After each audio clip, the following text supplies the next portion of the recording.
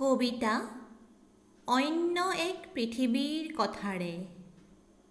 কবি মালতী গুৰুং। ছাঁটোকে নেদেখা মোৰ বুৰ এটাই প্ৰশ্ন, আজিকালি সদায় হলিডে। নিমাও মাও সকলো, পদূলিমুখলৈ যোৱাজনো সন্দেহৰ আঙুলিত।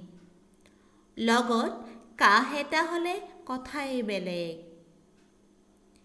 অহংকাৰত গদগদ ৰাজপ্ৰাসাদ, বাহুবলৰ যুদ্ধ পাৰমাণৱিক ক্ষেপণাস্ত্ৰত। বিলিয়ন ট্ৰিলিয়ন ডলাৰ খৰচ কৰা হয় নিতৌ শক্তিৰ নামত। ভোকাতুৰ লোক ককবকাই থাকে ভোকত। ৰাজপীড়াত জৰ্জৰিত বিশ্বৰ সকলো দেশ। দৌৰৰ যুদ্ধত দৌৰি থাকোঁতে পৃথিৱীয়েই থমকি ৰ'ল। প্ৰথম আৰু তৃতীয় বিশ্বৰ দেশ বুলি বুজি নাপালে প্ৰকৃতিয়ে। থাকে জানো ভোক আৰু পিয়াহৰ অন্য সংজ্ঞা? জন্ম আৰু মৃত্যুৰ পাৰ্থক্য?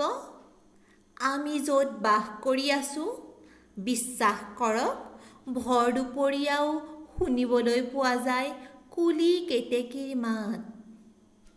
চহৰবোৰ গাঁও হৈছে, অট্টালিকাবোৰ অহংকাৰৰ স্তব্ধ চুৰমাৰ হৈছে সকলো নীতি।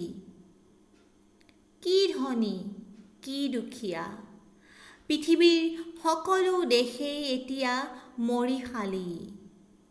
তাৰেই আমি বাসিন্দা, জীৱিত মৰাশহৈ।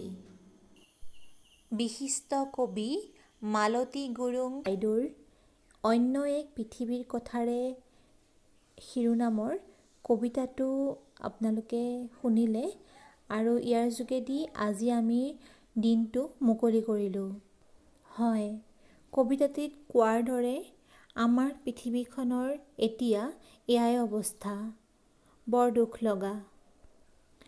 প্ৰাৰ্থনা জনাইছোঁ যে এই অৱস্থাটোৰ পৰা সমগ্ৰ বিশ্বই যাতে মুক্তি লাভ কৰে। বিহুৰ পৰম্পৰা মতে আজি বিহুৰ পঞ্চম দিন। আজি নাঙলৰ বিহু। আজিৰ দিনটোত খেতিয়কসকলে কৃষিৰ লগত জড়িত সামগ্ৰীসমূহ ভালকৈ ঠিক কৰি কৃষিৰ বাবে সাজু কৰে। অতীজৰে পৰাই অসমীয়া মানুহে খেতিৰ লগত জড়িত হৈ আহিছে। কৃষি কৰ্মৰ লগত জড়িত কিছু সঁজুলিৰ ভিতৰত নাঙল, যুঁৱলি, লাহনী, ওখোন আদি। কালৰ সোঁতত যেন বহু অসমীয়া এতিয়া কৃষি কৰ্মৰ প্ৰতি অনীহাহে হৈছে। এই অনীহাৰ বাবেই হওক বা আন কোনো কাৰণতেই হওক, নৱপ্ৰজন্মৰ বহুতেই আজিও খেতি বা খেতিৰ লগত জড়িত সা-সঁজুলিৰ বিষয়ে অজ্ঞ হৈ আছে।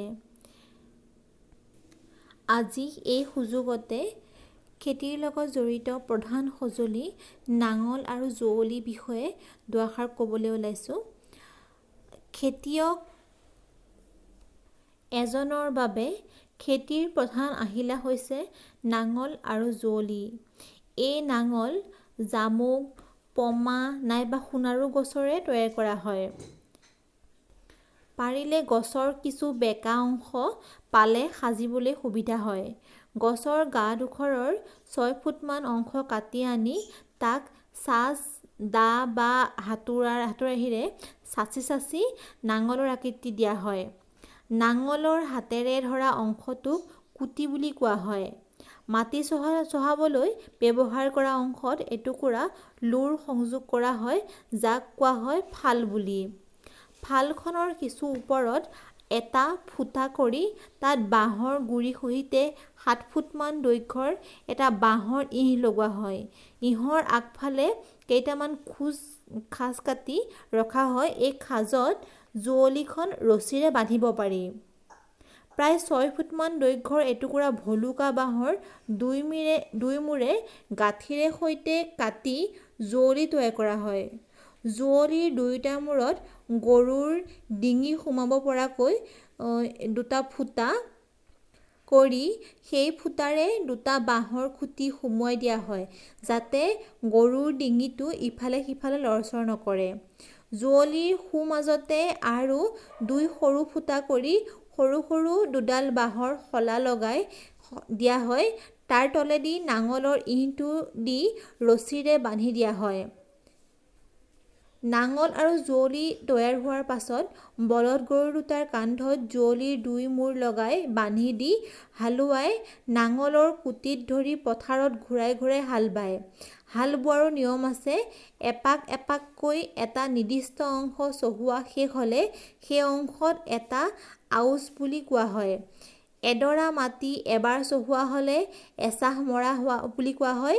এইদৰে এডৰা মাটি কেইবাচাহো মাৰিলেহে মাটিডৰাৰ খেতিৰ বাবে উপযুক্ত হৈ উঠে।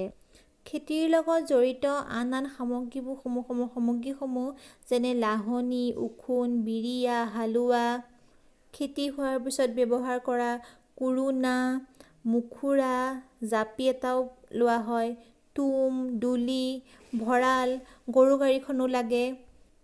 এয়াই আমাৰ অসমীয়াৰ খেতিৰ সামগ্ৰীসমূহ। এতিয়া কালি আমি দেখুওৱা বস্তুকেইবিধৰ নাম ক'বলৈ ওলাইছোঁ। বস্তুকেইবিধ শিপিনীৰ লগত অৰ্থাৎ তাঁতশালৰ লগত জড়িত হৈ আছিলে। গতিকে তাৰে এবিধ হৈছে যঁতৰ, সূতা কটাৰ বাবে ব্যৱহাৰ কৰা হয়। আৰু এবিধ হৈছে উঘা, আৰু আনবিধ কৰ্ম হৈছে তাঁত বাতি কৰি থকা বুলি কোৱা হয়। আগৰ দিনত তাঁত বাতি কৰিবলৈ ওচৰৰে চুবুৰী প্ৰতিগৰাকী মানুহক মাতা হয়। সকলোৱে তাঁত বাতিত সহায় কৰে। তাঁত বাতি কৰাৰ পিছত ব তোলা হয়, ৰাছত সূতাবোৰ সুমুওৱা হয়। আশা কৰিছোঁ আপোনালোকে এই নামকেইটা জানি ভাল পালে বা আপোনালোকে জানে বুলিও আমি ধৰি লৈছোঁ। আজি যিহেতু নাঙলৰ বিহু, গতিকে আজি কৃষি কৰ্মৰ লগত জড়িত সামগ্ৰীৰ ওপৰতেই প্ৰশ্ন সোধা হয়। পাঠ কৰিবলৈ লৈছোঁ এটি প্ৰবন্ধ। প্ৰণোদনৰ গুৰুত্বতা। প্ৰবন্ধটি আইনা আলোচনীৰ যোগে প্ৰকাশিত হৈছিল। প্ৰণোদন, যাক ইংৰাজীত মটিভেশ্যন বুলি কোৱা হয়, শব্দটিৰ অৰ্থ হৈছে মনৰ অভিপ্ৰায় বা ইচ্ছাক এক পথ দিয়া। সাধাৰণ ভাষাত মানুহৰ মনটোক কাৰ্যৰত কৰি তোলা। এই প্ৰণোদন যদিও ভাল অৰ্থত ব্যৱহৃত হয়, তথাপি সমাজৰ কিছুমান মানুহে ঈৰ্ষা বা বেয়া স্বাৰ্থত ব্যৱহাৰ কৰে। কিন্তু ই কাৰ্যৰত হয় শুনোতাজনৰ মনৰ স্থিতিৰ ওপৰত। শুনোতাজনে যদি আনৰ ঈৰ্ষাদায়ক কথাক গুৰুত্ব নিদিয়ে, তেতিয়া এই বেয়া প্ৰণোদন কাৰ্যকৰী নহয়।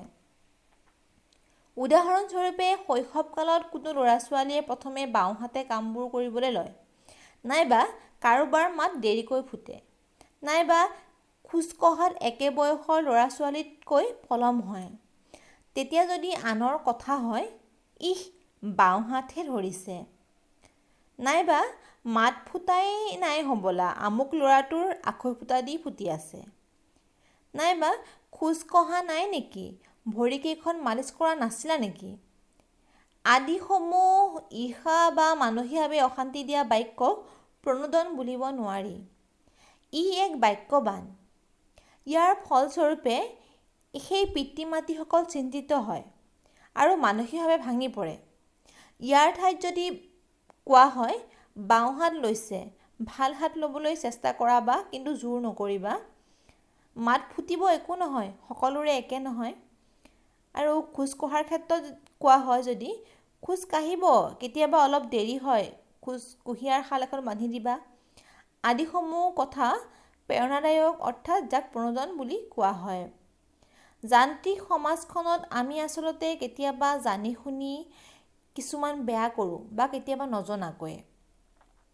ল'ৰা-ছোৱালীক অসমীয়া মাধ্যমৰ বিদ্যালয়ত পঢ়াইছে বুলি ক'লে আমি নাক কোচাওঁ। কিন্তু তাৰ ঠাইত যদি কওঁ, মাধ্যম কেতিয়াও অন্তৰায় হ'ব নোৱাৰে, গতিকে আগবাঢ়ি যোৱা। সন্তানহীন মানুহক দেখিলে আমি কাণে কাণে কথা পাতোঁ। তাৰ ঠাইত যদি আমি তেওঁৰ মনৰ খবৰ লৈ দুআষাৰ কথা পাতিলোহেঁতেন, ই প্ৰণোদন হ'ল হয়। তেওঁৰ জীৱনকালত অলপ হাঁহি অনাৰ দৰে হ'ব। 14 বছৰীয়াজনীয়ে সৰু বিচনা নোলোৱাত আমি মাককে ধৰি ঘৰখনক হাৰাশাস্তি কৰি তুলিছোঁ। এই ভিতৰত নোসোমাবই নেকি? আমি জানো সেই ছোৱালীজনী আৰু ঘৰখনক আৰু থুতৰিত গোফ নগজা ল'ৰাটোৰ লগতে ঘৰখনক এষাৰি ভাল কথা ক'ব নোৱাৰোঁ। এইসমূহ কাম যেতিয়া হয় তাত আমি চিন্তা কৰি লাভ নাই।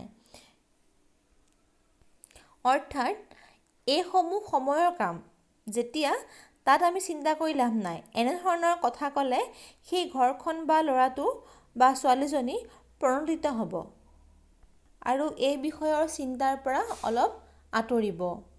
ঘৰৰ কাষৰ গিৰিয়েক ঘৈণীয়েকৰ খৰিয়ালখন আনৰ আগত নোকোৱাকৈ মনে মনে থাকিলে আমাৰ বাৰু কিবা ক্ষতি হ'বনে? বিধৱা আৰু বিবাহ বিচ্ছেদ কৰা মহিলা মানে চৰিত্ৰহীনা নহয়। তেওঁলোকক এষাৰি মৰমৰ মাতৰ খুব প্ৰয়োজন।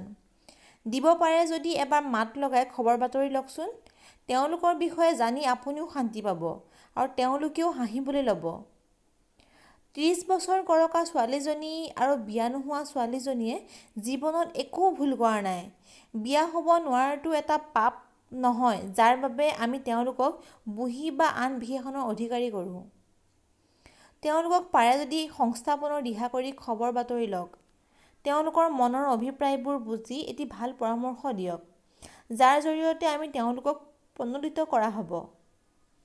আৰু বহু এনে কাম আছে যাক আমি ঈৰ্ষা হিচাপে নলৈ প্ৰণোদিত কৰা প্ৰয়োজন। আনৰ ভাল কাম বা আনে ভাল কাপোৰ এযোৰ পিন্ধিলে আমি মনৰ পৰা উৎসাহিত কৰিব পাৰিব লাগে। তেতিয়া ভাল কাম কৰোঁতা বা ভাল কাপোৰ পিন্ধোতাজনে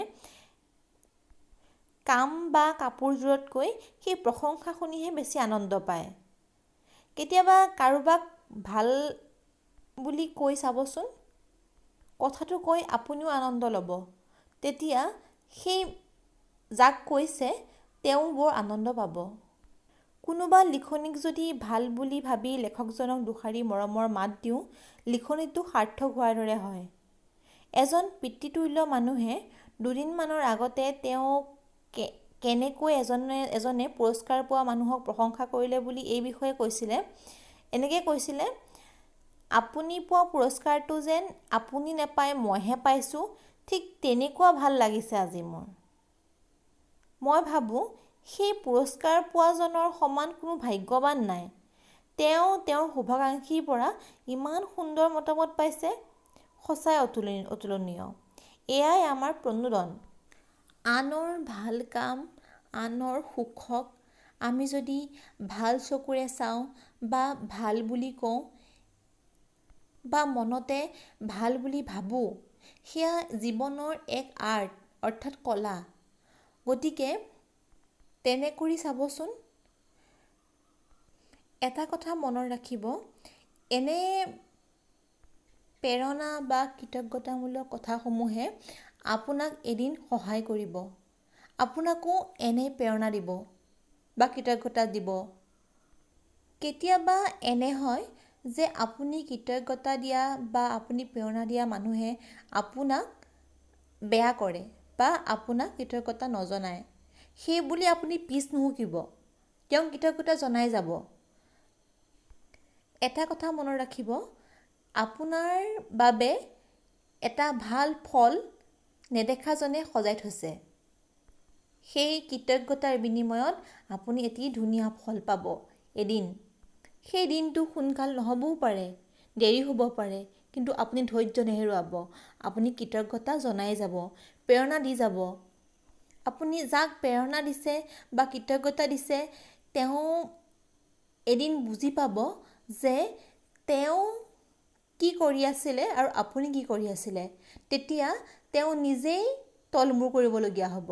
গতিকে আপুনি আপোনাৰ কাম কৰি যাব, আপোনাৰ নিজৰ জীৱনৰ যিটো কলা সেইটো দেখুৱাই যাব, আপুনি ভাল বুলি নিজকে চিনাকি কৰি দি যাব।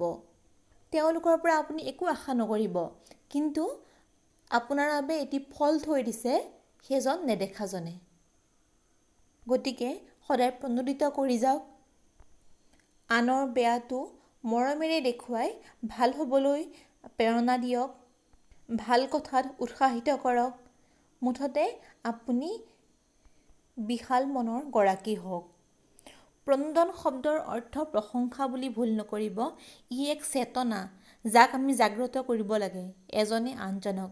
তেতিয়াহে আমি এক বিশাল মনৰ গৰাকী হ'ব পাৰিম। আজি আমাৰ এই সাহিত্যৰ চোতালখনত কবিতা, নাঙলৰ বিহু, প্ৰবন্ধ, পাঠ শুনি কেনে পালে আমাক মন্তব্যত জনাব। লগতে আজি আমাৰ প্ৰশ্নটো সুধিবলৈ লৈছোঁ। তলত দিয়া তিনিবিধ বস্তুৰ নাম দিয়া আছে। সেই তিনিবিধ বস্তু কি আমাক জনাব। অৰ্থাৎ কি কামত ব্যৱহাৰ হয়, খেতিৰ কোনবিধ কামত ব্যৱহাৰ কৰা হয়। আৰু শুদ্ধ উত্তৰ জানিবলৈ আমাৰ কাইলৈৰ সাহিত্যৰ চোতালখন চাব লাগিব।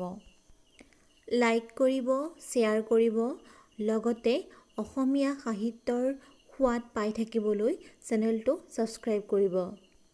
আপোনালোকৰ সঁহাৰিয়ে আমাক উৎসাহিত কৰিব। ধন্যবাদ।